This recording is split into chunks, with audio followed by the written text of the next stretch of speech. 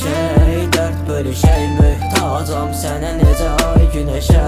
Mənəmsə ayrılığın nədəni, ruhum tərk eləyər bədəni.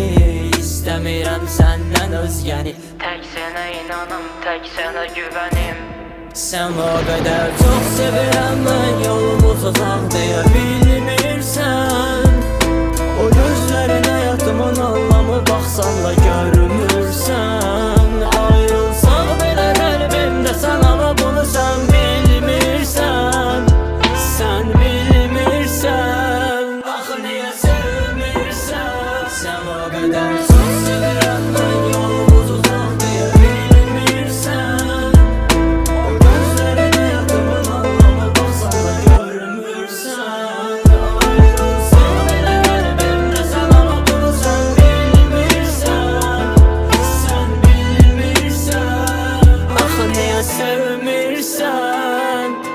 Mən səsinlə titriyirəm, saçlarınsa küləklə. Gözəlliyini əvəz etmir nə yerlər və nə göylər. Hər görüşdə tək istəyim mən tutum əllərindən. Vecmə deyil bizi girəndə bəs zahamat nə söylər. Xətam nədir qəbul edib yine olaram yanında. Sənə sevgim doğru yoldur, mən heç zaman yanılmam. Bir də gəlsəm bu dünyaya səni seçərdi hisslərim. Səni sevmək mənə bəsdir, başqa seçim yaratma. Sən o qədər